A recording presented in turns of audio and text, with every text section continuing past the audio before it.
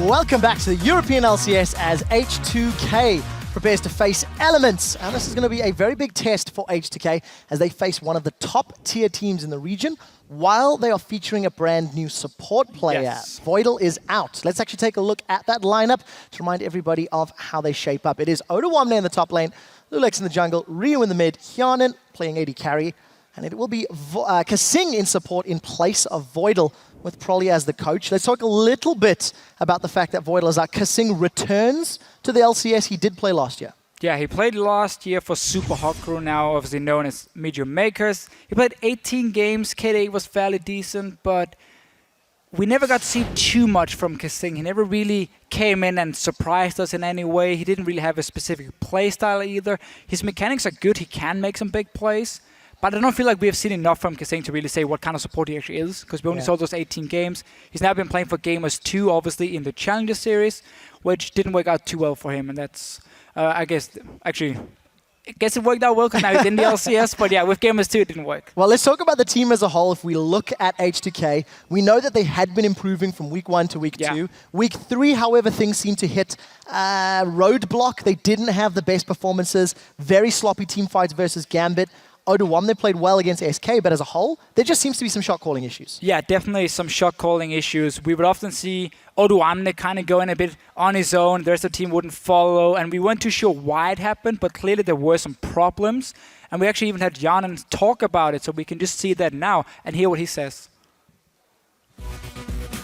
We have some problems in the shot calling in the later game. Like, you get a bit of panic, I think, in the team, and wanna really go all in all the time when it's not always the best call.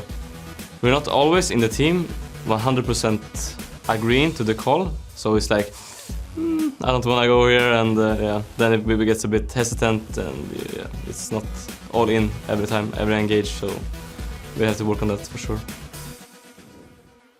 It's quite nice to hear the players talk quite openly and honestly about the problems that they have. Yeah. And something that we were talking about after watching that clip is how Oda1 and Voidal in particular were quite out of sync last week. We'll need to see if Kasing can help resolve that problem. Their opponents is going to be Elements. Let's take a look at their roster lineup. Same as always, Wicked in the top lane, Shook in the jungle, Froggen playing mid lane, Reckless AD carry, Nif support, and Mart, the support coach, rather. Supporting coach. Supporting coach, as it were. Elements, surprise last week. I think Shook's Rengar really stands out in my mind. It did for 2 reasons. First of all, game 1 of the day for Elements, or in day 1 of last week, where him and Froggen together, the Rengar-Lissandra combo was perfect. Shook had 100% kill participation, 24 KDA. It was absolutely insane. And then the next day against H2k Gaming, he picked Rengar again. We had the same combo between Rengar and Lissandra from Froggen and Shook. And this time he was actually the person in that game-winning teamfight, we can say, for SK, who went in on his own, a bit out of sync, which basically was the problem for Elements. They played a comp that was very hard to pull off. You had to engage perfectly together every single time.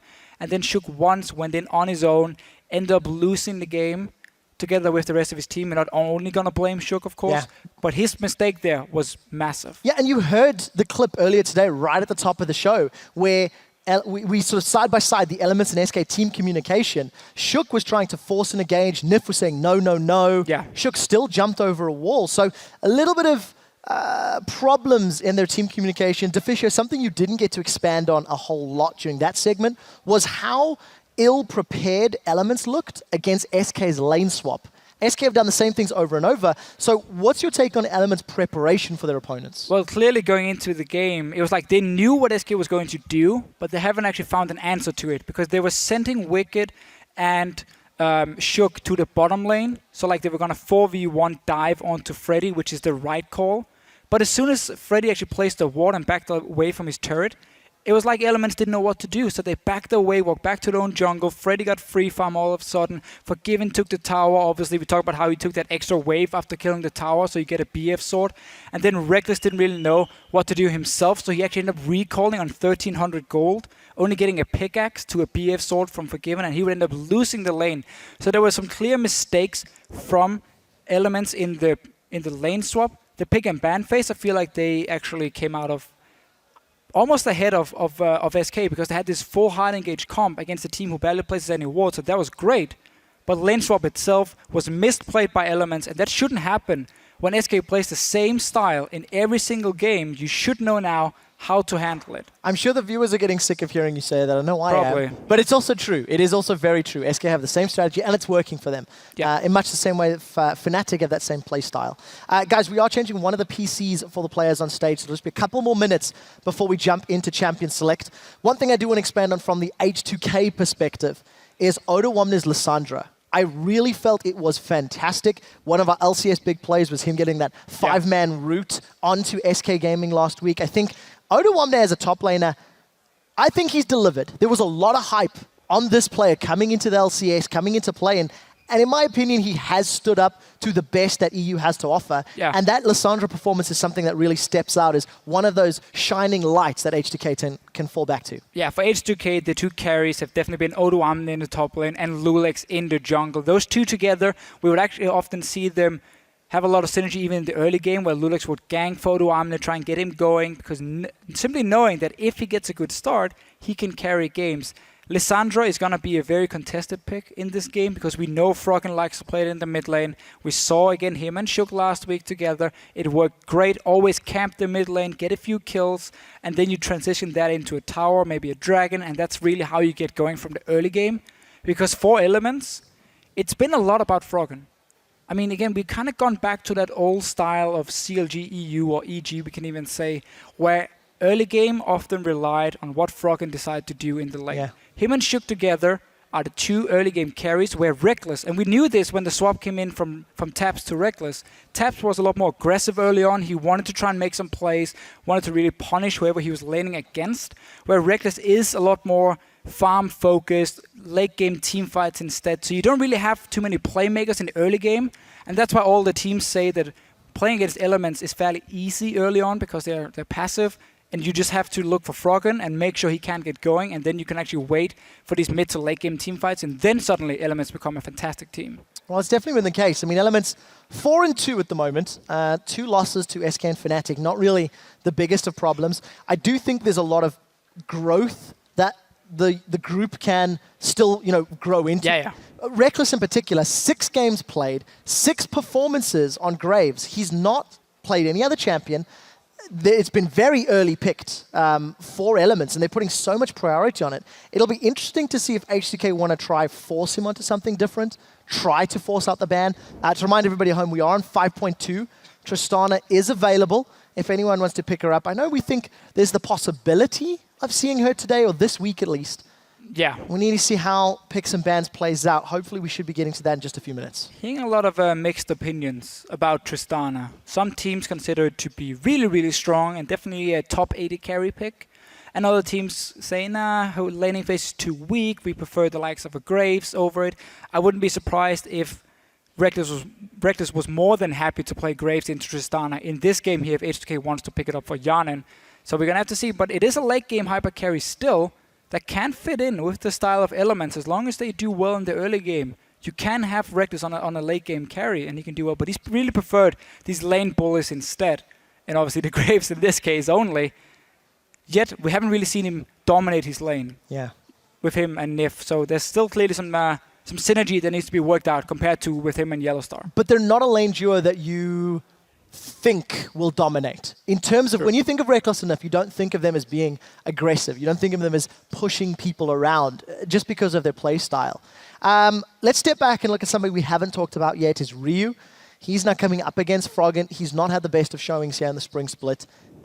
I think he's struggling to find his groove. I think that's a fair point to say. His best performance in my mind has been on Lulu in week 2. And he's been trying the assassins, but not really finding the targets.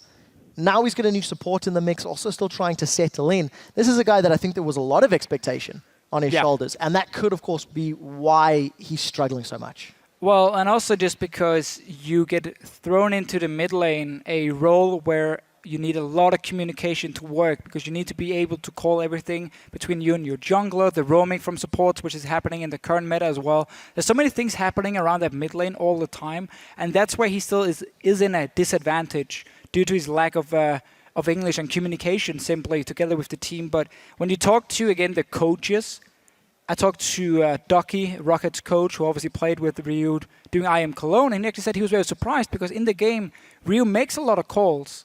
he can call Dragon, he can call for ganks, he can call the summoner spells and everything, and he's very vocal. And he's pinging a lot where he wants his team to go. So it's not like he's not trying. He really is. But it's just been hard for him to really pull it off because he has been a target for a lot of ganks as well. People knowing there's going to be that synergy problem between him and Lulex. And that's why also he's been shut down because one-on-one, in terms of his mechanics, he's still up there as one of the better mid laners we have in Europe just on that aspect because he's actually making a lot of good plays when he's on his own. I think that's a great point that you bring up, is the fact that Ryu is also doing calls. Ryu is also leading the team in-game. It's something that is undervalued because it's not witnessed. You know, we can't put a value on how much this guy is thinking, how much he's calling, how much he's coordinating the rest of the team, and he's doing it in English with a whole bunch of different nationalities on the squad. So we really need to see how this is going to change. We know Kasing is quite a vocal player as well, as was Voidal. So, you know, Kasing back in the roster is going to change the dynamic. Yeah, I wouldn't be surprised to see H2k just rely on Odoamne now. Because again, Voidal and Odoamne were the two main shot calls in terms of team fighting, and that's where they had the problem. Odoamne was the aggressive one who wanted to take fights, and Voidal was the more safe one, at least from what we can see and hear, in terms of what the players have been talking about. And now with Voidal out, Kasing coming in, he's on a new team, he's back into the LCS. It's very standard, you keep it fairly low early, you kind of let the rest of the team make the calls, make the plays, and you try and just follow up on it and make sure you do your job as a support. So I would expect to see Odoamne being the main shot caller, at least for this week, which could mean we see some more aggressive comms coming out of H2k, a lot of focus on like diving onto team fights here and really try and not just sit back and wait like we saw in the last game between Giants and Gambit, where it was a very passive game from Giants. I'm not expecting that from H2k at all. I think they're just going to go one way and that's forward. Yeah, and we're not going to see that from Elements. I mean, True. Elements, yes, traditionally have been very passive, have been very slow. But if you go look at their win last week against MYM, it was just borderline brutality. True. You know, Shook on that Rengar had so many strong ganks when comboed with Froggen's Lissandra. They were diving turrets on the inner turrets. They were going over and over and over. The next day against SK was similar, and it actually came back to bite them. Because of the over-aggression in the jungle, that was what cost them that team fight. So I think Elements, I think they're venturing outside of their comfort zone. I think, you know, when you look at those games, those are games that you don't associate with the team. Yeah. You know, if you took the nicknames off and you said, who was that? Elements would not be on my list of that's who I think it is. That's true, but it's great to see them actually play these different kind of comps. And yes, they lost to SK, but they were the team getting the closest to actually beating them. Yeah. If it wasn't for SK winning that one fight with Shook going in on his own, Elements could possibly, I actually think Elements would have won that game because they were in the lead suddenly. They were winning all the team fights and it was looking great. So I want to see them keep playing that style because they have some fantastic players on their lineup here. We know Reckless in team fights. He's one of the best AD carries we have. He's great positioning. He's very good at finding the right targets. He's also one of the main shot calls in terms of team fighting. You can hear him always calling out which target he's hitting. Then he's expecting the rest of his team to peel for him and help him out there.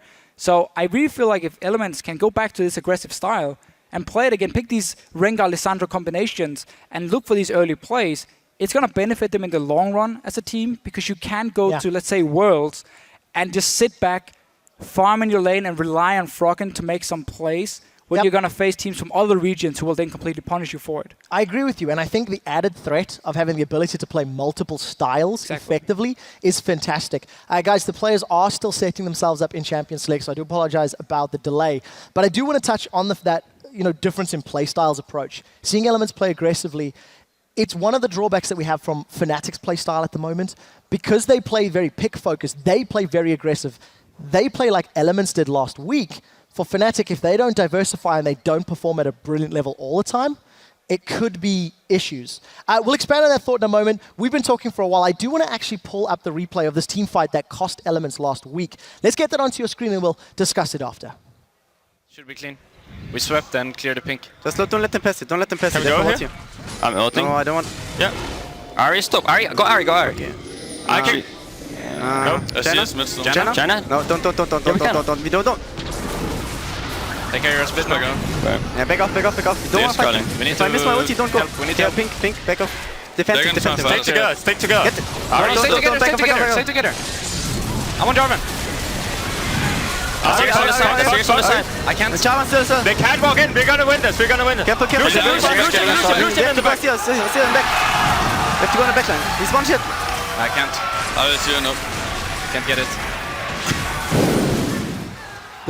There's so much to talk about from that. I mean, Yeah. the biggest thing that stands out for me is actually Shook engaging after Nif had very clearly been like, no, and then Shook hops the wall. I mean, there's clear disconnects between who's listening to who. True. But in that case, I mean, Shook is a jungler who's actually very known for kind of making his own big plays. Yeah. And he wants to be one of the jungler star players on the lineup. So for him going in there, it's kind of him just seeing, okay, I can actually try and go and get a bit of poke on and raid and then backing away. I'm not sure. I don't think he's actually expecting the rest of the team to follow him. I think he just wants to get a bit of poke on and raid and back away. Clearly backfires for him. But we also hear, again, the communication from Alliance in these, or Elements, in these fights. They are fairly messy. I mean, it's a lot of yelling between a lot of guys here trying to call out targets, where SK, on the other hand, were completely calm and just said, you know what, I'm just going to engage here from Svenska and locking down 4 targets, and then you didn't hear anything for a few seconds before they said, okay, kill this guy, done. Yeah, definitely not the case. All right, unfortunately, guys, we are going to throw this one over to the analysts because they are still fixing that computer on stage. So for the time being, Shox and Crepo, take it away. Yeah, well, actually, I just want to say I've been so many times in those chairs having those delays.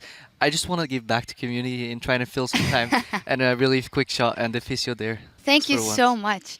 We could actually start by talking about the team fight. We saw we already showed it to A Block as well, and then you had a lot to say about it, then you couldn't say everything you actually wanted. Something very interesting that Trevor picked up was the fact that we hear Nif calling. He says, guys, I missed my ultimate. No, don't go in, don't go in, don't go in. What is that attributed to, that they don't listen, or is it that they don't listen in that specific time? Well, I think the sound is like off by like half a second compared to what's happening, so it's not as drastic. It's more like, you know, they're looking for a target. That's every time that's the composition works. You know, Rengar puts on his scouting and then you look for targets, you know, and it works really early in the game, but the farther you push SK back, the harder it becomes to like find them and be able to close in on them. And the only target there wasn't raided, but even if they went on him, it would have been sloppy. So I think Nif was in the right there calling no. But then again, if you're in Shook's position and you see an opening, and even if your team says no, and if you're 100% sure it's going to work, you can go for it, and it backfired, and that's going to happen, you know. But I still wanna compliment Elements. They're going for these aggressive styles. They're no longer playing that game that everybody hates, and it definitely was a very interesting match altogether. I think there was a lot of... I watched this match today, and there was so many like details in it that really made for good to like decent play, at least in the European LCS, compared to the match we saw like earlier just now, Gambit. I don't know. Then I'd rather watch another Elements SK match. Well, I love that you bring that up, and I think it's actually funny that you say I'd love to see another Elements SK match where they play so aggressive in the early game, because it has been the problem. And to be fair, it's only been 1 or 2 games that they have been that aggressive. How do you think it influences their state of mind that they have lost with this aggressive thing now, playing versus SK? Are there people in there like a Froggen who knows he likes to farm up, and Reckless who want to say, well, no, then next game we're going to try a different style again? I don't know. I think that stigma of like Elements plays this one style is slightly overused in a sense. I just think they ran into a better opponent. I mean, SK was just more cohesive and a better team in form at the moment, but I think Elements will always be a top 3 team Europe because they just have the individual talent to carry through that, even if they don't work super well together. I mean, just Reckless is an incredibly good AD carry. From laning against him, the thing that separates people like Reckless and Forgiven is when you seemingly catch them off guard by having like a level 2 spike up on them, surprise level up, and you go all in.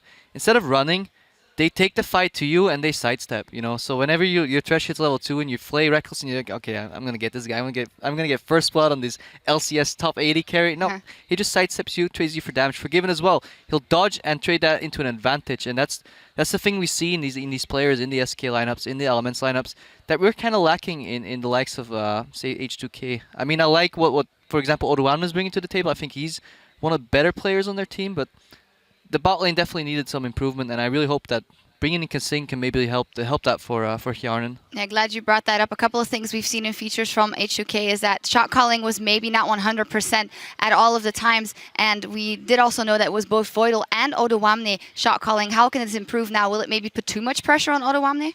I mean, conflicting voices are bad. There's this saying that says like it's better to follow five guys following a bad call than being divided and just not listening to it. So it does put a lot of pressure on Odoamne, but he seems like a very confident, like sturdy fella that can handle it. So it also relieves the pressure from Kasing if they tell him, hopefully, hey, no shot calling, just play your game, give your input here and there. Kasing does communicate well from having like, I've only had a couple of laughs there, a couple of games with him, and he's a native English speaker. so he can speak English pretty well, unlike myself, where I sometimes use the wrong words. Hey, we appreciate it anyway. You're a forgiven man. Well, you're not forgiven, but you do No, duo sadly queue not. with him often enough. Talking about bottom lanes once more, you did say that you think that maybe the bottom lane for H2k, even with Yarnan in there, might have not the best experience versus Reckless and if they decide to go 2 versus 2.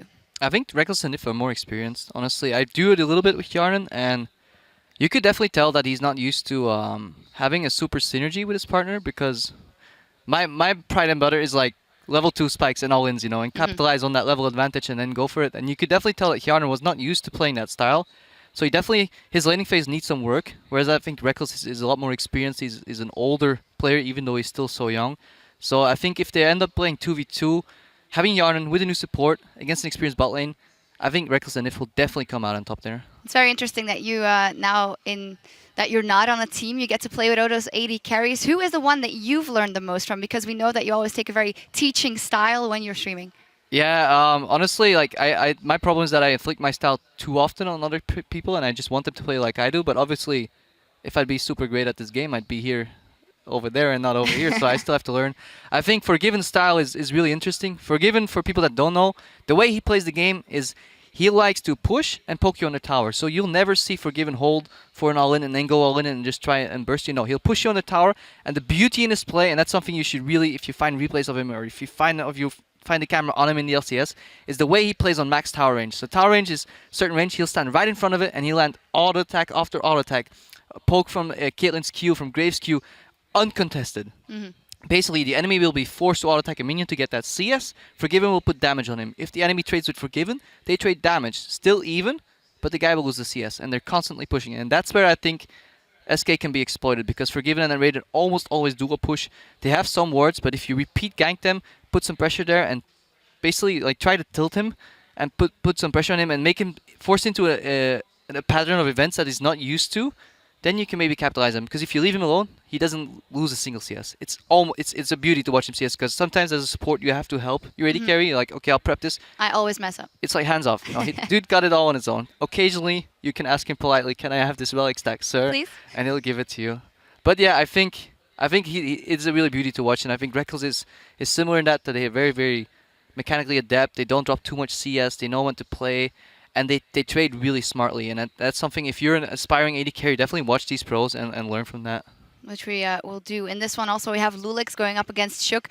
Lulix had some hard words for Gambit before their game last week, and then they ended up losing to that team. We know he's very aggressive early. He likes to thread the needle when it comes to clearing all his camps before he goes back. And then we have Shook, who we've seen, if he gets to be aggressive, that is his favorite playstyle ever. Will Shook in this one try to undermine Lulix's path? Depending on the picks, I think Lulix got punished last week as well. I don't recall which match it was exactly, but I think he was on Elise, and you saw him clear the entire jungle, and then he got screwed on his red buff, because he does it every game. He starts at one side, clears all the camps, ends up in his second buff, basically on 100, 200 HP. If you find yourself to be there, you'll kill him. Sure, he'll try and ward, and he'll do it carefully, but you can definitely invade him and definitely screw him over, and I think that happened, and I hope he learns from it, because every time I've had him in solo queue, I've told him, Lulix, just let me get that Grump. Don't be the greedy jungler, because eventually someone's going to punish you. So I'm glad somebody did. And I think Shook's a smart player that could punish him. But Shook's up and down, you know. You never know. But I definitely was impressed by his Rengar. The synergy he and Froggen had in that Rengar Lissandra mid ganks, it looked really smooth and easy, but it's really hard to pull that out, because it's split-second flashes, split-second bolas. You don't want Froggen to use his claw too early, because if Lissandra out of the blue uses their claw, you know Rengar's coming, but you can't use it too late, because by that time the guy is already out of the bola. So you have it's literally a difference between 0.2 and 0.4 seconds, and they had that bang on. They basically bursted the enemy mid laner without him even being able to use the flash, and it was beautiful to watch. Yeah, they got that down to a T, that combo. Now, while we're swapping computers on stage, let's check in with you at home. Earlier, we asked you, who do you think is the most underrated player in the European LCS right now, and why? And here's what you had to say. Our first tweet is from @CurtisGorner. The most underrated player has to be Steelback. He's consistent and is left alone more than any other ADC, yet never behind. Greppo. I agree to an extent. I think Steelback's a solid player, and he fulfills his role, what Fnatic requires of him. So we often see Yellowstar roam at minute 4, for example, go behind mid lane with Annie. But I haven't seen Steelback forced in a situation where he doesn't have to do that. I want to see Yellowstar and Steelback lane 2v2 against the better bot lanes in Europe, and then I'll agree to being underrated. Because right now, I feel his laning is mediocre, let's say. He's definitely not bad, but by no means he's a definitely good player. And in team fights, I think he spaces decently well, and he definitely contributes to them. But I feel if Borak or Yellow Star Rada gets punished roaming and gets forced into that 2v2, then I want to watch him, see what lane synergy they've developed over time, and then we can truly judge if he's like the complete package. Because he's mostly playing stuff like Corki, which is really easy to farm in one lane and just sit there and let your team pace around the map, and then join them for these power spikes, you know, the Trinity Force, Magic Pen Boots, and then go for the objectives. But definitely, I think he's rated just fine, actually. All right, then. The second tweet is from @Kilok1. He writes, I think Kikis is one of the most underrated players. He's very proactive and seems impossible to limit and ban out. Yeah, well, just ask TSM. Yeah, this is definitely interesting. But of course, the T of jungle is not going to work anymore since they I want to believe. they changed the jungle. So for people that don't know, what the beauty of Kikis was that he found out he could reset camps like 10 times in a row and basically take no damage while jungling. Right off watch time was like, maybe we should put a cap on this. And they basically let it so that jungle creeps reset faster now, so you can't endlessly drag them in and out of their spawn point and just kill them that way. But it was nice. I really respect people that can find these innovative picks, because in my history as a player, I've fallen in patterns more often than not. And then a half a year later, I'm looking back and I'm like, I was doing this for way too long. You know, this was out of the meta by this point, but I was still latching on, thinking it was a good idea. So I have a lot of respect for people that can break through the metagame, whether it works or not, and just try new things. And Kikis is definitely one of those junglers. Yeah, and the extra respect because he might be new here on the LCS stage, actually, with that team, the Unicorns of Love, but he has so much experience in his backpack, and he still comes out with his new strategies. Our last tweet is from @MartinEmil Soren. He is often looked at as the weakest mid laner in the LCS, but this season, he's been consistently good and even solo killed Froggen. Yeah, well, like, Froggen did tweet after that one, can someone learn me how to tower dive? But truly, Soren last week as well has definitely stepped up for the Wolves. Yeah, I've basically, whenever people say Soren, I'm like, like what is my opinion on that guy? You know, I haven't seen him screw up majorly. I've seen a couple good plays, but he seems to fit in well with the Wolves so far. But yeah, it's hard to form an opinion on him. But I think he's doing better than expected so far, and definitely still has room to grow. But you know, solo kill Froggen, put that on record. Yeah, I can remember that forever. Thank you guys very much for sending those in. And remember, you can still tweet your answers @LL Esports for who you think is the most underrated player here in EU. Then traveling back over to this game, H2k versus Elements. Ban-worthy from the side of H2k. What do they have to ban out? I want to say Rengar and Lissandra, but I feel like Froggen and Shook could pull it off on other champions as well. Yeah, what I like about Lissandra is actually, and that's something I haven't heard anybody talk about, I think Wicked's Lissandra is actually pretty good. From the few games that I've met him in solo queue, obviously I don't scrim anymore, but the beauty of what he did with the champion was, if you use Lissandra's E into terrain, it's really hard to see where it comes out, and sometimes the game doesn't even let you know where Lissandra is coming from. So I played one game with him, and he would magically pop up on my left. I'm like, where did he come from? Did he flash? No, because a second later, or 20 seconds later, he would pop up on my right. I would do that again. And he kept doing that over and over, and I could impossibly read where he was coming from unless I had wards, you know, behind the area where he was fighting. So I'm very surprised that, to my knowledge, Wicked has not yet played Lissandra yet. And I think it's a super strong pick in his metagame. And I'd like to see them, maybe if they get it, just get it on Froggen and then rotate to Wicked and surprise their opponents, because if H2k gives Froggen Lissandra, they probably have a plan to counter it, and that could throw them off. Yeah, it would be surprising because Odawamne with H2k having first pick showed some big plays on that Lissandra before as well. And actually the Odawamne Wicked matchup, if it turns 1-1, is a very interesting one to me. Odawamne very hyped coming into this one, didn't quite find his footing. And Wicked, he's always been steady, but can he really rise up in this split? Yeah, Wicked gets a lot of flack, going back even the build on Rumble last week. And that's where I think, I don't know, peculiar, but yeah, we'll see. Maybe his build today will be slightly better, and Alliance or Elements rather. I keep forgetting. Yeah, CLGU in my heart will come out on top today. We will see in just a bit. We're all set on stage, so let's kick it back over to the casters.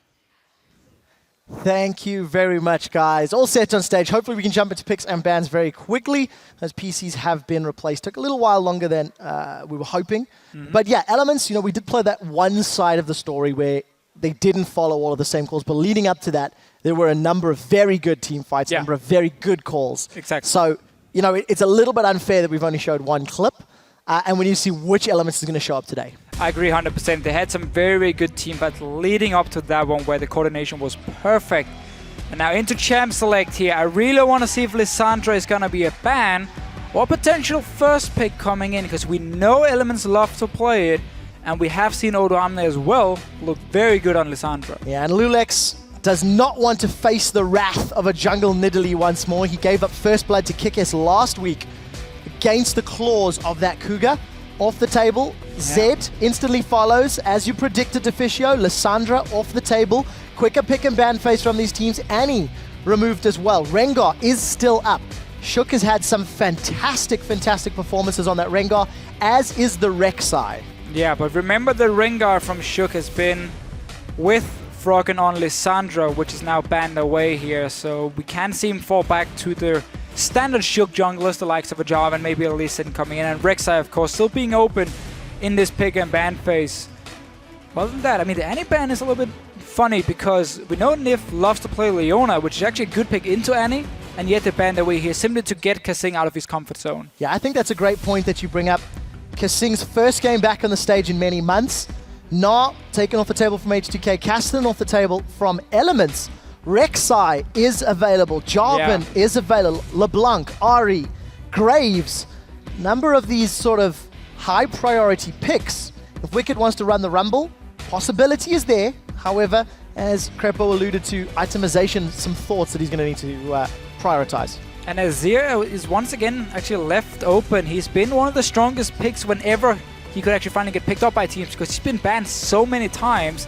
And yet in the last game, we actually saw him fall all the way down to the last few picks for Giants on the blue side. And in this case, it's not going to be Azir either for H2k. So Ari first pick from H2k. Ryu once again going for the assassin. Played it once before. This will be his second showing. It was a loss previously. And we heard Nick earlier in the day talking about Ari on 5.2, which is the patch we're playing on. All of her mobility, all of the damage that she still has. Yeah. Still a terrifying threat. Simply more about the consistent damage you can now put out in teamfights than the straight up burst through a charm which amplified the damage and a DFG to do the same and then just like burst down one target. More teamfight focused, honestly, from Ari. And obviously her laning phase is a lot safer than before with this movement speed from your Orb of Deception when it's flying in the air. And honestly, again, you don't really tell too much, except you know Ari is going mid lane. She's not a flex pick, and that's normally what we see from these first picks, is that people will always take flex picks first. But Ari, clearly H2k, really putting a lot of focus here on that and for Ryu. So we need to see how they make that work for them. Elements hovered over a few champions for a while, ran the clock down in its entirety. Shook with some looks there towards Mart as we see Prolly chatting away. Rek'Sai was locked in for Shook. Nif is going to get the disengaged support queen, Janna. So this actually explains the Annie ban coming in from Elements because they weren't planning on running Leona this time around with Lissandra being banned away as well. So they have gone away from this very hard engage style we saw last week with Rengar, Lissandra and Leona together and instead picked a Janna, a support a lot of the teams in Europe seems to forget about. She's still considered one of the best in every other region, but here in Europe we see so much hard engage coming in from every single support player, meaning it was left open. Nif picks it up, and again, the bans now make a lot more sense from Elements as well. And H2k have locked in hard engaged champions into a Janna. Jarvan plus Sivir. All of this mobility and in-your-face speed and engage. I'm really interested to see how they decide to play around the Janna, because Elements have the opportunity to knock them back at the very least. Right, but the thing we always have to remember with Jarvan is once he goes in with the Cataclysm, if he gets knocked back, it doesn't matter because the Janna is still stuck in there, or whoever is being locked in from Elements, meaning with this extra mobility from a Sivir, from an Ari, you can get back into the fight. So that one disengage from the Janna shouldn't be enough with this much mobility on the side of H2k, but we're gonna have to see if Elements want to go for this maybe hyper carry style, because you have that early Janna, maybe a Pokecom coming in. Doesn't look like it though from the first few picks. Yeah, I don't think so either, and H2k had some pretty questionable team fights last week during their games. Let's see if they've learned anything. Lucky number 7 as Reckless locks in his Graves. 6 games played, 4 wins, a 9 KDA. Reckless's champion pool consists of 1 Froggen playing the LeBlanc. Last time we've seen him playing that, he had the DFG, no luck this time around. Yeah, and we've actually seen this matchup in the mid lane, Ari against LeBlanc, quite a few times, and it often goes into favor of LeBlanc simply because you have distortion, so you have the dash early on before Ari hits level 6, and you can use that to dictate the pace of the lane, when to trade and when not to trade, and that's why FLICKR is picking it in this game here. And also, obviously, your ability to pop a target when H2k is trying to just rush onto you with all this mobility, get the flank from a LeBlanc. Severe can die if you just dodge around that spell shield instantly. So let's see how H2k round out their team composition. Elements have got the disengage and the pick potential from multiple champions.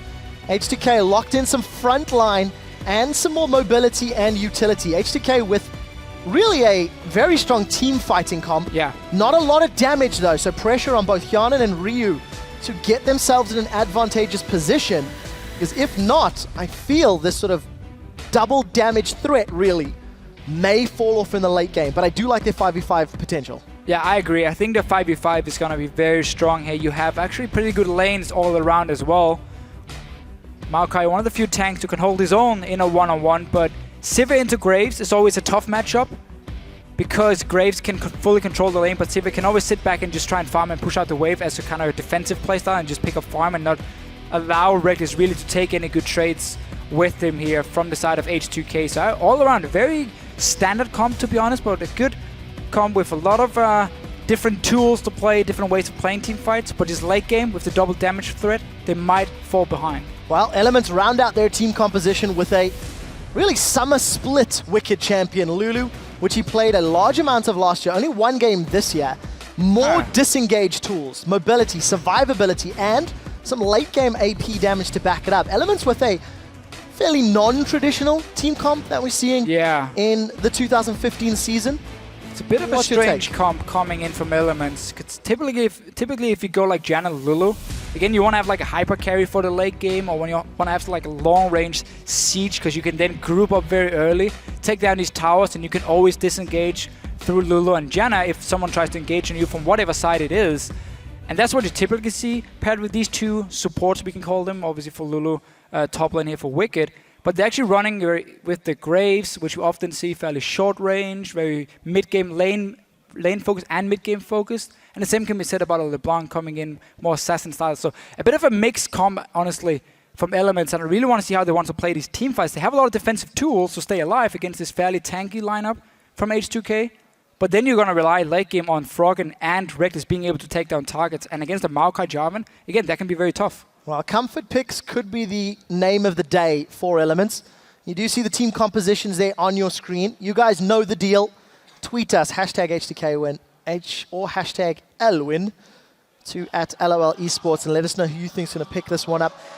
I think for Elements, going back to a style that will be comfortable, that has scaling options, you can see on screen H2k versus Elements. Banners are lit up as we are onto the Rift for a fairly hefty delay there. Finally, we can see who's going to come out ahead. Elements 4 and 2, H2k 2 and 4.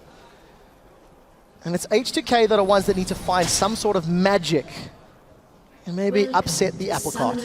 Yeah, I really want to see Elements try and force standard lanes here. The Graves, Janna, one of the best dual lanes we have. And obviously the Lulu, while she won't be able to kill a Maokai, she can push him down and get a lot of damage on that tower throughout the laning phase. And that's also why we see Elements now. They do this very often, invade in at level 1, place a lot of deep wards down so they can actually try and spot what's going to happen here and get all the information you need. Complete advantage to Elements, 15 gold. Game-changing to Nif. Well, let's see what they do with this vision, as you touched on. It's actually replied by Kasing. He's going to be playing Thresh this game. Also one of his most played champions from the summer split of last year. Kasing's always been a player that's played meta, real. Yeah. Never been always been a very standard support. I mean, he came in, he replaced We Will FLICKR back in the summer split last year, and again, he had solid performance. We never really got to see too much from him. He didn't stand out as a special kind of support. Just good all-around, plays the meta picks as well. One thing that we do have to highlight, while he was playing alongside Mr. Riles, we saw more from Mr. Riles than we have seen this year.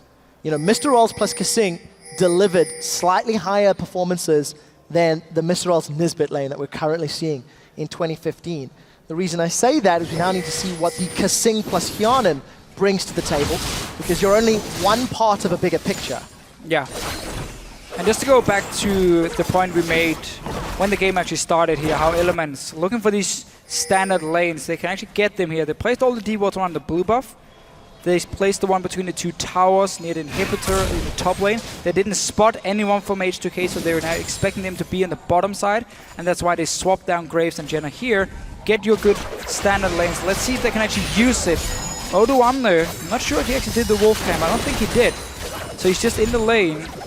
Fairly standard. Gonna hit level 2 with Wicked up there. Well, we'll see how that works out for him. Reckless and Nif, we touched on their sort of lane presence during the build-up and the setup for this matchup. They've got that, you know, sort of defensive support, but when you combo the knock-up and the slow, there can be a lot of damage that comes down to Sing. Oh, he gets the death sentence. Nif is in trouble. Ignite is out. He's forced to flash. That's first blood for Hyonin. Kasing shows up in his debut performance in 2015. So because Elements was running around at level 1 here trying to scout out where the lanes were going, they didn't get to do Gromp at level 1, while Hyonin and Kasing did the Crooks, got the early level 2 as well as soon as they got into the lane, forcing Reckless and Nif to then back away from the waves and be in a very big disadvantage. And then one hook from Kasing, you get your first spot here. So simply because Elements were looking again to see where H2k was sending their dual lane, they couldn't do a camp at level 1, fell behind to it, and now gave up a first spot to Hyonin. Well played by Hyonin and Kasing. Reckless and Nif living up to expectations, to be fair. But big wave in front of Reckless. It's not going to hurt him too much as far as experience and gold goes.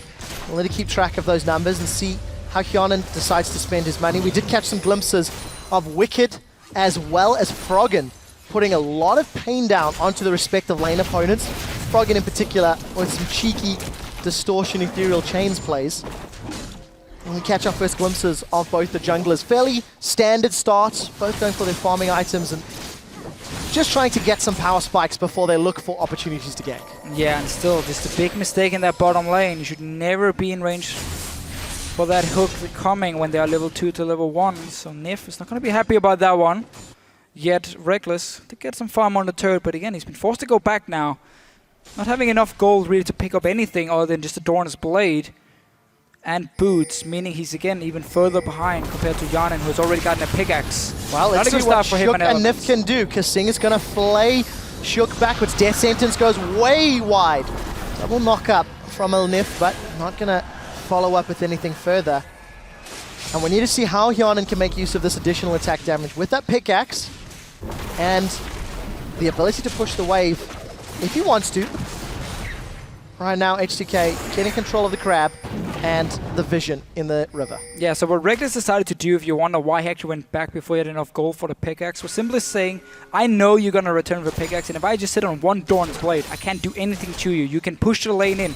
And because he's against a Sivir who can get so much damage on a turret and fast push waves, he said, I have to go back and just get something. That Dorn's Blade is going to give him a bit more power to try and hold back Hyonin, and that's why he felt forced to do it. Now he wants to farm up to let 1500 gold point, 1550, sorry, for that BF sword with his second Dorn's, knowing he's in a disadvantage, but it's better than nothing for him, and that's why he did it. Yeah, and there is some wiggle room with that Janna Eye of the Storm, going to be buffing Graves' damage, so once they get close to level 6, assuming the spell shield is not a problem, can make something happen. Shook is going to see those footsteps. Remember, as soon as somebody moves, he's going to be able to sniff out his opponents. Lulix, of course, had no vision of Shook, so he had no idea to stand still. And it's a very, very powerful ability. Reckless gets played backwards, Kasing knocked up in the air, Death Sentence goes wide. Reckless takes a lot of damage, he's got no potions to speak of, nor does he have someone to heal. Yeah, and the top lane here, I quite like how the wave was being built up by Wicked, and then both junglers actually knew, okay, I can either go for gank or counter gank. Gank obviously from Lulix, knowing the wave was being pushed down, you have the Jarvan to set it up, and then Shook knowing he had to be there to counter gank, because Wicked had built up such a big wave. So both junglers here reading their minion waves pretty well, and therefore nothing really happened. Just counter each other out. And again, it's just about this bottom lane now, where the lead is in favor of Hyonin with 10 CS. He got a good back timing, he got the pickaxe. It's looking strong. Look at the damage as well on this tower. This is what you can do. If you get a lead on a Sivir, you just keep pushing in the waves again and again and again. So, very well played by Hyonin and Kasing.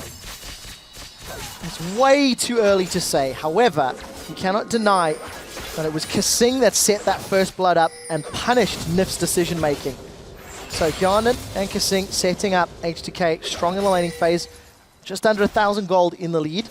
Some small CS advantages in that bottom and middle lane. However, Wicked doing a good job against Maokai, as you would somewhat expect from the fact that Lulu can bully a Maokai. But early dragon here for H2k, this should be uncontested. Good timing again. You can see how Reckless was down to 50%. I believe Nif was actually out of mana. He started recalling, and then H2k knew, okay, we have all the pressure in the bottom lane, we have all the pressure in the mid lane. Notice how Froggen is pushed to his tower. He can't go anywhere. This is going to be a free dragon. You don't even have to invest into any wards, which is always the big deal. You have to decide, is it worth spending 300 golds on pink wards to get a dragon or not? In this case, they didn't have to use anything, just use the lane pressure to get it, and H2k playing it by the book here early on, using their advantages they do have. A very smart play. Shook has earned himself a small CS advantage as well, using that mobility of Rek'Sai to give himself a small lead in the jungle. It hasn't equated to itemization just yet, despite having a few extra wards. Decent sapling from Odoamne is going to keep him from being ganked. Elements not off to the strongest of starts. You know, you were talking about the laning power that Element's team composition actually had coming into the game from Picks and Bans. And unfortunately, they really haven't been given a chance to push it out. We see that Froggen has missed a wave in that middle lane. He's dropped 12, 13 CS behind. Obviously, Reckless is, you know, even, but there's a big wave pushing towards Hyanan, so he's going to pick up this small advantage. And you know, this laning phase going in favor of H2k. So again, simply because Elements were late to this bottom lane, didn't get to do a camp and then got surprised. I mean, not really surprised, just caught out of position and simply falling too far behind. And due to that level 1 play and being late to the lane itself, and obviously in the mid lane, the new Ahri here, what you can do as well is you can actually build Abyssal Scepter as your first item. Very strong into double AP in this case, and simply become somewhat of a semi-tank at least, and be very hard to kill for the likes of a LeBlanc. No one-shot potential from Froggen, and therefore you can just keep pushing in the lane and rely on this sustained damage instead of the straight-up burst from an Ahri. Yeah, I want to talk about the items that Hyanan's picked up. With this small lead that he's gathered, he's actually finished his Berserker's Greaves and picked up a longsword. So, not going towards an Eye Edge just yet, or the Shiv. So we need to see how Hyanan's build develops, and the farm alarm from Shook in the background. I would expect him to go for Infintage now, or a Brutalizer, and then obviously Infintage after, and then complete a Ghostblade as his second item. Because he has his lead in the lane already, you want to really push it. Ghostblade is great if you want to try and snowball in this mid-game here, get that extra damage from the passive. Especially the armor penetration is so important on Sivir for her boomerang damage in early to mid-game, which is what he's aiming for, and that's why he's sitting on this long sword for him. And obviously, he's going to keep pushing in this wave. Reckless just has to pick up farm, and this tower is going to go down. I mean, in just a matter of a few minutes, H2k can make a small little move, take it for themselves, but for now I think they're happy just farming. Yeah, but what do they do next? If H2k take the tower down, do Hyanan and Kasing just roam around? No boots in Kasing yet. Hyanan with those Greaves may be able to move lane to lane. Look at the damage that Ryu's put on this middle lane. So H2k may be able to accelerate their gold lead if they can string together a few towers. It's a very easy rotation for H2k to take the bottom tower, push up one more wave with Lulix being there as backup, and then just go straight to the mid lane, take that tower as well. Dragon should spawn them fairly soon. You go back, you get your items and obviously a few wards, and then you make sure you take the second dragon as well, and suddenly you have 2 towers to 0. We see Lulix already now being here a bit of a... honestly, he's just here for backup. He just want to take down this tower because it's so low. Jungler comes down, push it up one more wave, and then go straight to mid lane. Wow, Root Unless gets in Ryu goes play. down. The second chain does not. Ryu may be able to get a counter. 1 for 1. Ryu manages to get a reply on Froggen. Considering he was ganked and a little overextended, not the worst outcome. No, 1 for 1, and now Hyanan straight into this mid lane here. Pick up some more farm for himself. It does again delay the push a little bit. For H2k, the Ryu went down. They would actually prefer him just sitting there and pushing in the waves, and then wait for them to come and take the turret. So delaying them a little bit, and a 1 for 1 trade. Kill for both the mid laners. Oh, Reckless may be in trouble. Kasing Can the wind-up connect? No, because he hasn't thrown it yet. And the dash from Reckless keeps him safe. Quick draws away. Kasing continues to help Hyanan farm away. 117 CS to 97. That's a 20 advantage.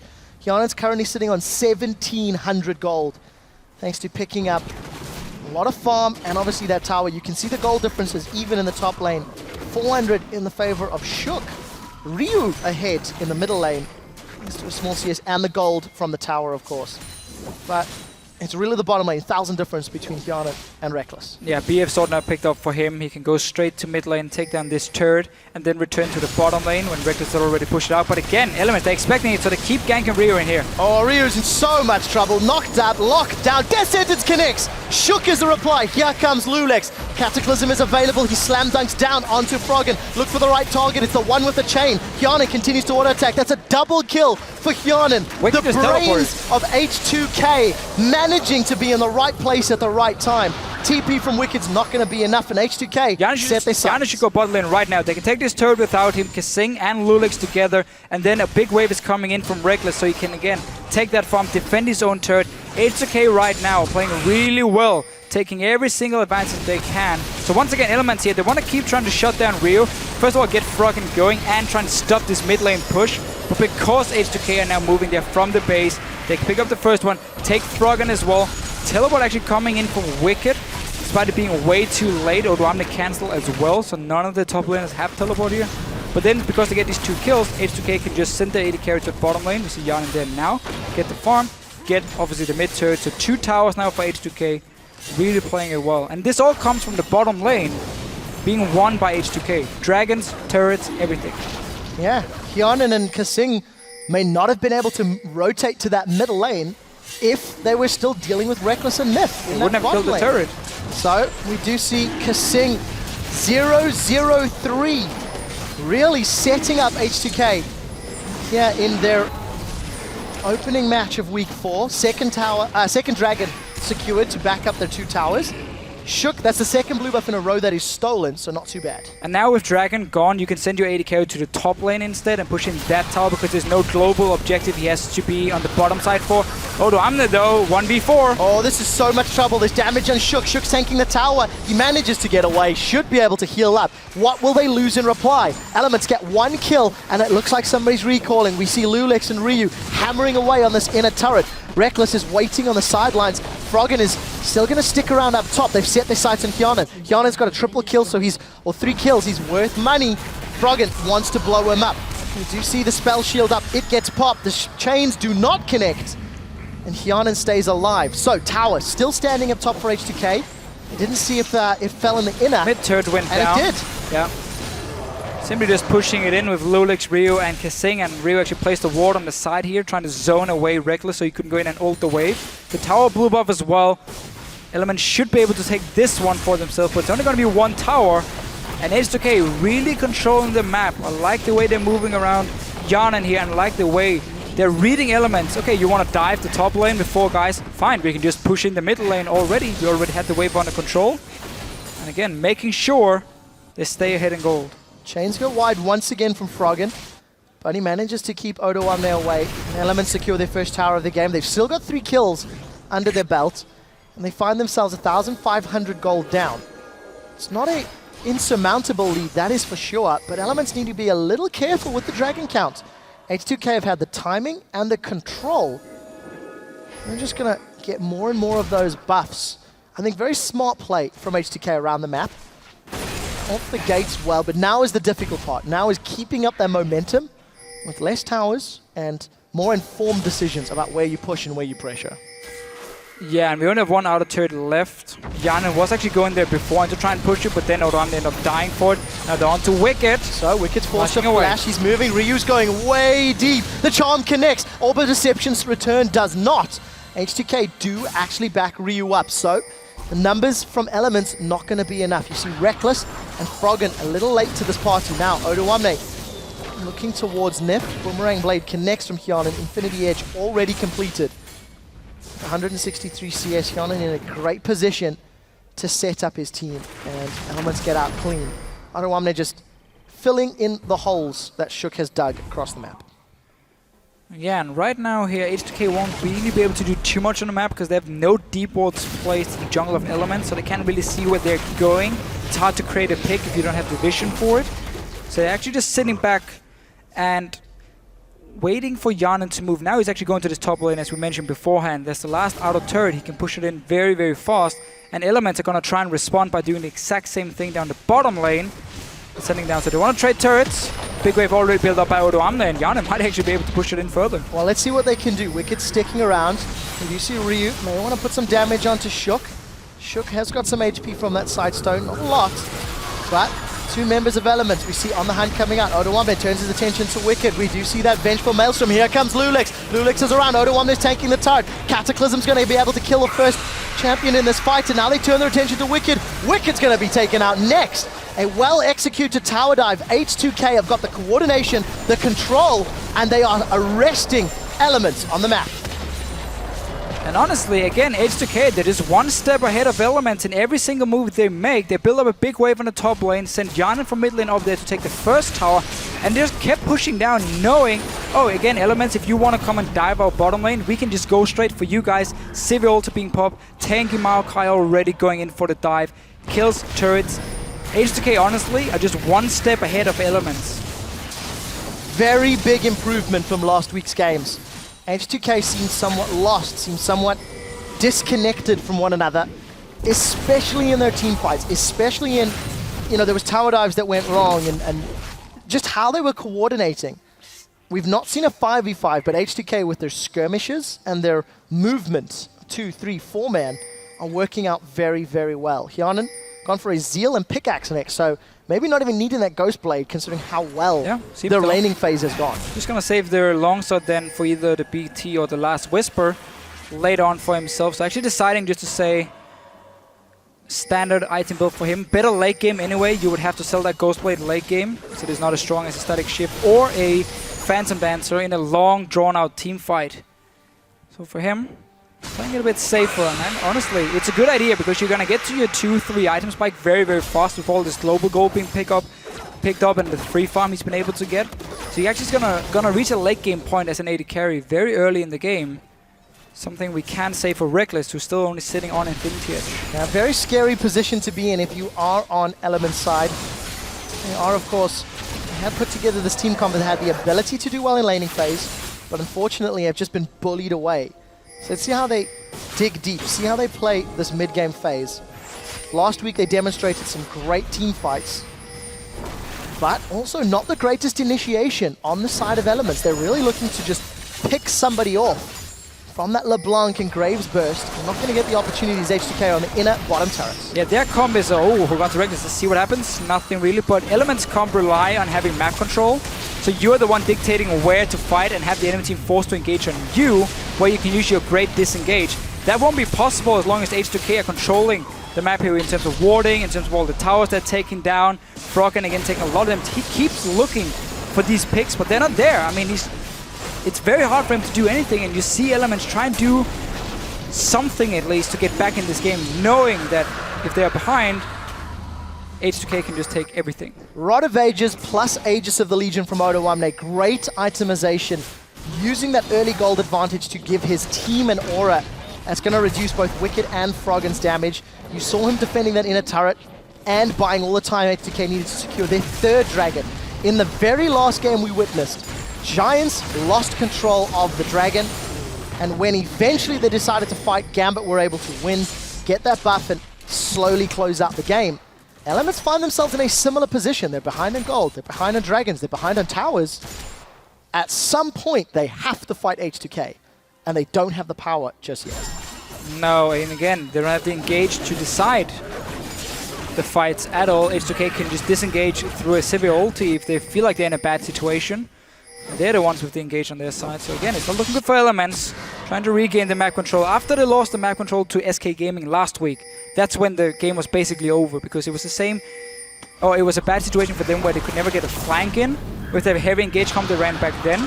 Now it's a different situation, you just don't have to engage for yourself, but Shook is going in! That was a flash into the knockup. Ryu gets caught again. Collateral damage thrown down from the backline. Odoamne's got 5 members hammering down on the giant tree. Where is Hyanan? Death Sentence connects onto Wicked. Boomerang Blade comes up on the hunt being thrown up. Hyanan's got one on the board as Shook is taken out. A flash away from Lulex is going to keep Reckless locked up.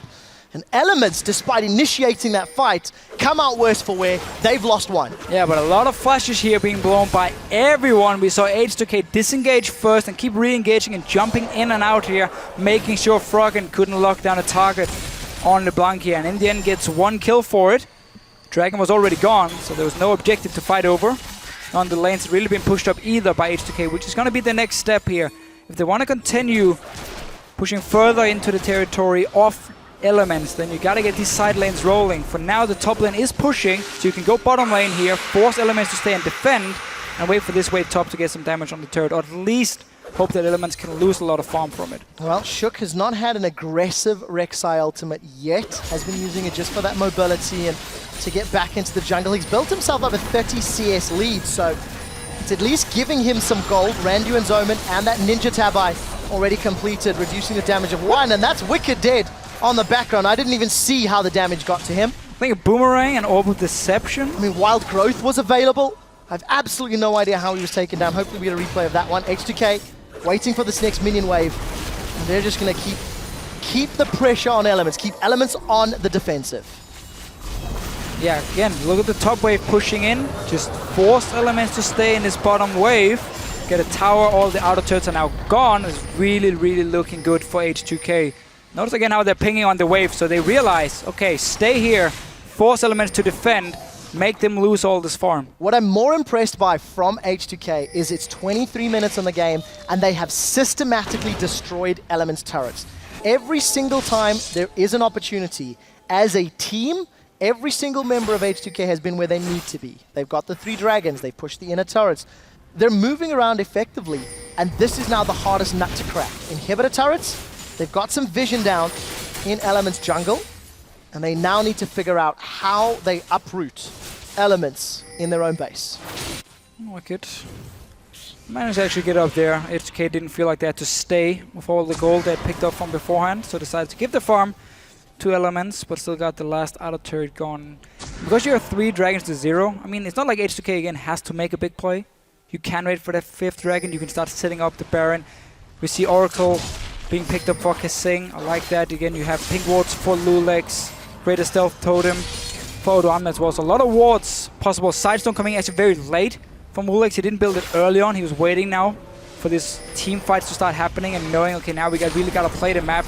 We are in the lead, so as long as we ward up the entire jungle of Elements, they will never be able to run in and face check us. We were just going to take that fight and just kill them. So that's why he's picking up a fairly late Sidestone. Thank you for voting on Twitter, everyone. H2k, 75% of the vote. Well, let's be fair, we are 25 minutes into the game, so anybody who watched the first 5 or 10 would be well within their rights to vote that way. H2k with a 5k gold lead, a minute to Dragon, and complete vision control of the bottom half of the map. Yeah, and I still want to see how Elements wants to play with their comp, because it is strange to see like Lulu Janna and then not running again the hyper carry or like a poke comp or siege comp. Instead a very bruiser focused AD carry in Graves and obviously LeBlanc as well for the pick potential.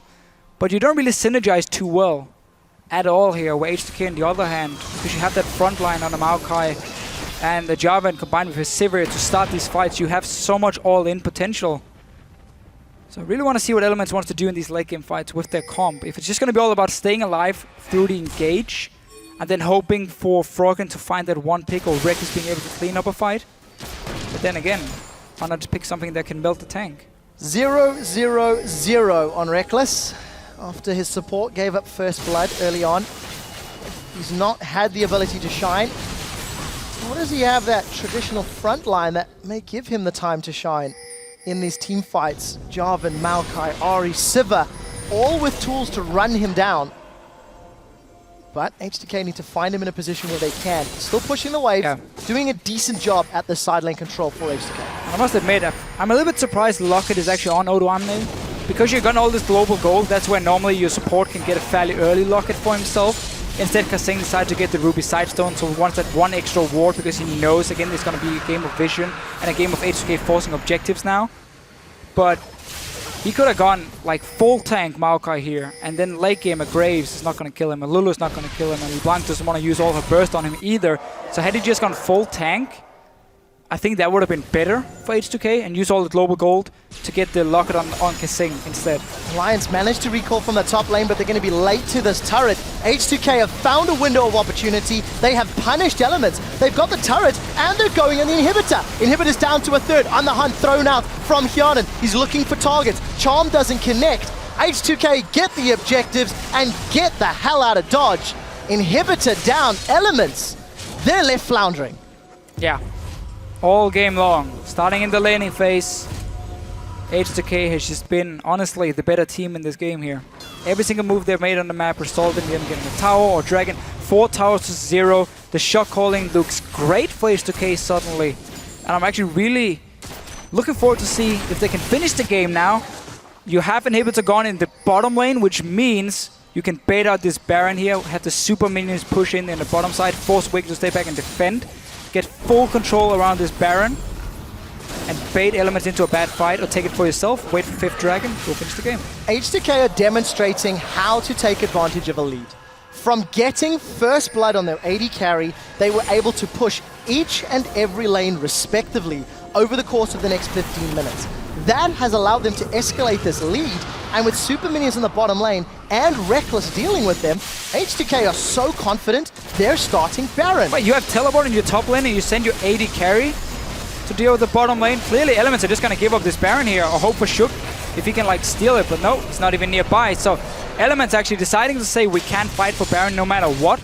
So we just give Reckless the farm in the bottom lane. He needs that last whisper anyway, because these two tanks are gonna start building armor soon. For now, they're just sitting on some magic resist against the double AP of Elements, but we know they're gonna start putting in these random entombments. Deficio, Elements gave up the inhibitor from poor positioning. They gave up Baron from being splits up. Honestly, it looks like they've given up this game because there's no plays. Yes, they were behind, but they've not had the defensive wards they need to.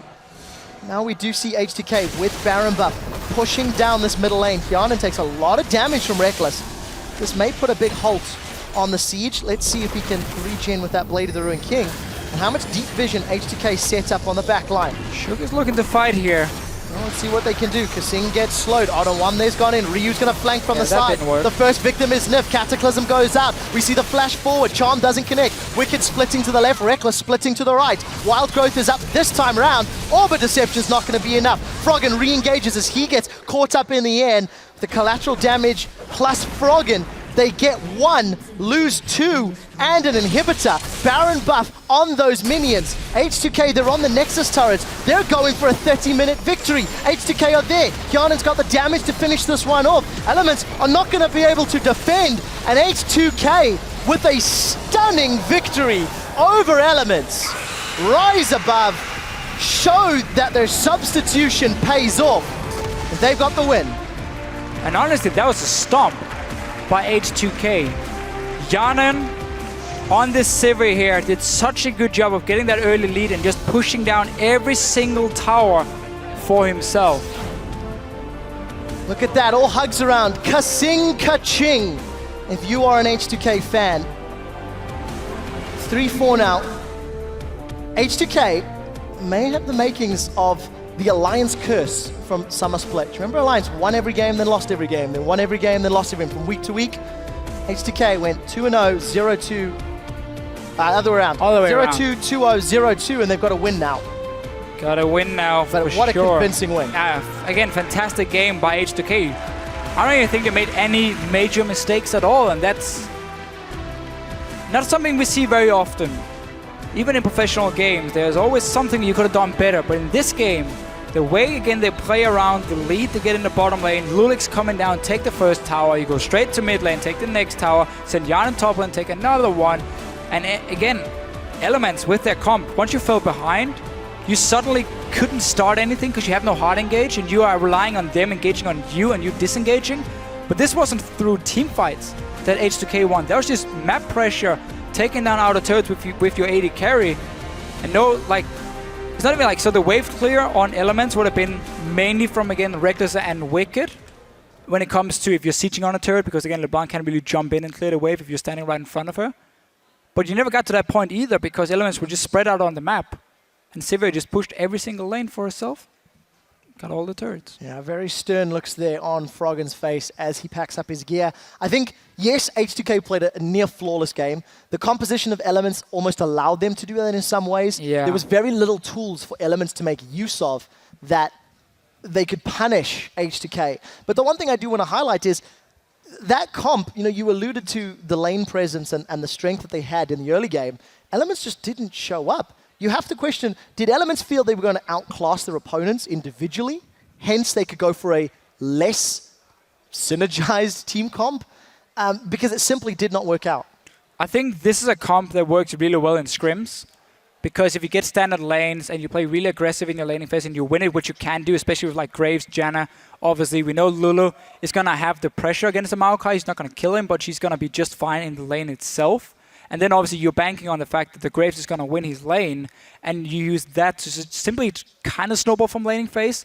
And then once you get the lead, it leads into getting to the deep wards, and suddenly now H2k find themselves in a situation where they have to engage on you. You have the Lulu Janna to disengage. You have the LeBlanc for the pick potential. So in that way, it could have made sense, but you would have to win the laning phase then for Elements really to pull this off.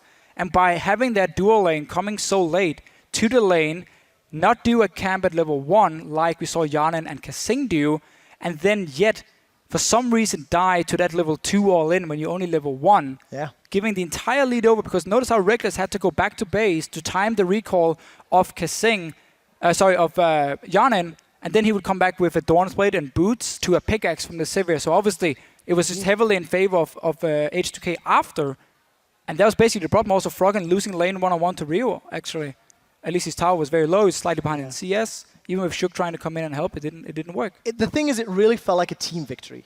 Kasing punished Nif. Nobody can deny that fact.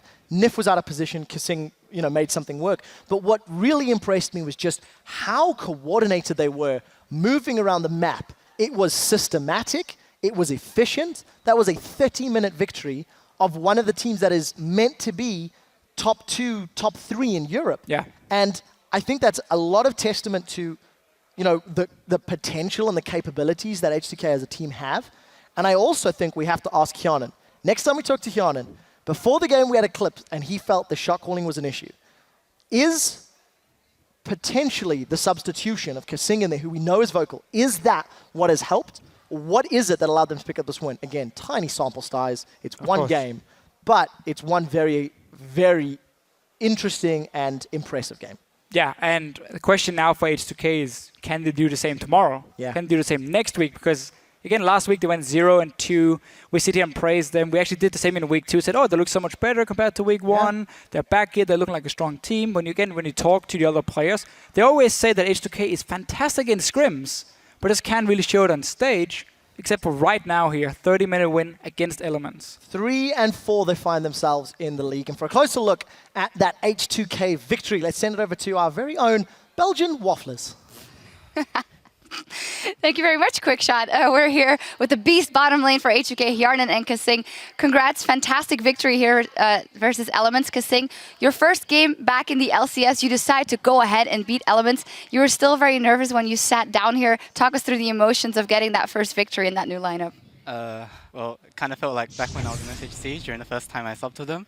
Like, I miss the crowd and stuff, so it's good to be back. It's good to be back. Elements will probably not feel the same. Crepo. Yeah, I just want to go back to the champion select. So everything went fine, and then the last pick for Elements was a Lulu. Were you guys happy to see that? Because they ran basically like this double AP into a Maokai and typical Element style where they have like so much peel, but they kind of don't have any aggression. Was that something you guys expected from them, or? We were kind of expecting like Maokai or whatever, but then they went LeBlanc as well, which is really fine for Sivir, I think, because she can't really burst me that easy. So I was like, yeah, I will take that. And I think Graves and Janna is not super hard for Sivir to manage in lane either. So I just think it was pretty good for us.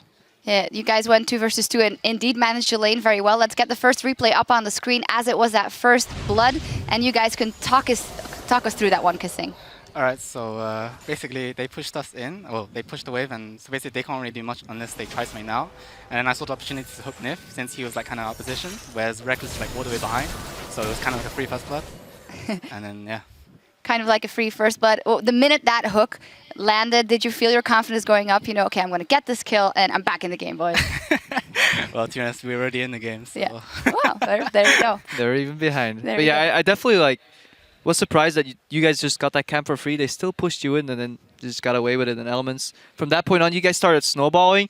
And then actually the second replay even is the final turning point. If you can even call it a turning point, let's just call it a snowball point, really. We can get that replay on the screen. And Hjarn, just talk us through like what's happening, what are you guys doing? Why did you guys decide to go mid, and how does it work out?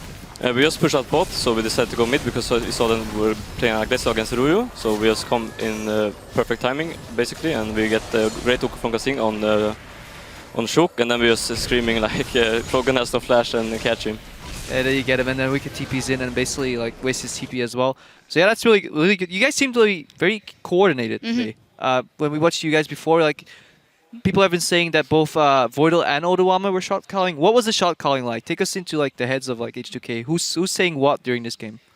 I think everyone is kind of shot calling now even more, but Kasing has a lot more vision and talks a lot more about rotations and stuff, and that helps us a lot, I think. Is that the fact that you already had that experience in the LCS last year? Because it did seem that the minute you guys had an advantage, you absolutely drove it home. You know what objective to take, you know what tower to take, you know how to rotate. Is that from last year, or is that something you have always inherently had? To be honest, I don't think I wasn't taking a leading shot calling role back when I was in the HC. It was more Impaler. Like back then, he would pretty much guide me about the game. But then after I played like an amateur scene because I wasn't in LCS anymore, I kind of took the role upon myself, and I started to get improved, like pretty much looking at replays and stuff. And then now I think I'm a bit better. You've played a lot of solo queue in the meanwhile. Do you think like playing a lot of solo queue makes you lose that, like, you know, rotational advantage because the games aren't as high quality as scrims? Was it good to get back to scrimming? Yeah. I mean, it's sometimes I feel like I don't want to do this anymore, but in the end, I actually do enjoy it. So, yeah. Well, Hjarnan, I don't want to go too much into why you guys picked up Kasing instead of Voidal, but for you, what has the experience been like? Because in the end, you only had a couple of days to adjust to this new support. Basically just more positive to the game, I think. And it helps just with all the practice and everything, that I can talk more to him than I could do with Voidal, example for like, if something goes wrong, we can discuss it pretty much easier and get the solution to it. Right. Finally, you guys have gone 1-1 a couple of weeks, and Trevor has mentioned it might be the Elements curse that you guys can't get 2-0 on the board, but it definitely seems to be an upswing for you guys now. Where are you putting your ambitions now that you know that you can close these games out so fast versus Elements? Yeah, Ray, where are you going to end up? First place, second place? I don't know. Sorry. What about you, Hjarnan? I don't know. Any ambitions? Don't know. 4 or 5. 4 or 5? 4 or 5, there you go. Just play and keep on playing like that. Thank you very much and congratulations. Coming up next, Meet Your Makers will take on the 5-1 Fnatic. We'll be back in 3.5, so don't touch that browser.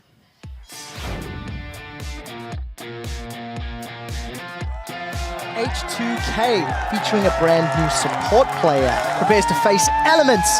Oh, Ryu's in so much trouble. Knocked out, locked down. Death Sentence connects. Shook is the reply. Here comes Lulex. That was a flash into the knockup. Ryu gets caught again. Collateral damage thrown down from the backline. Odawamne's got 5 members hammering down on the giant tree. The first victim is Nif. Cataclysm goes out. We see the flash forward. Charm doesn't connect. Wicked splitting to the left. Reckless splitting to the right.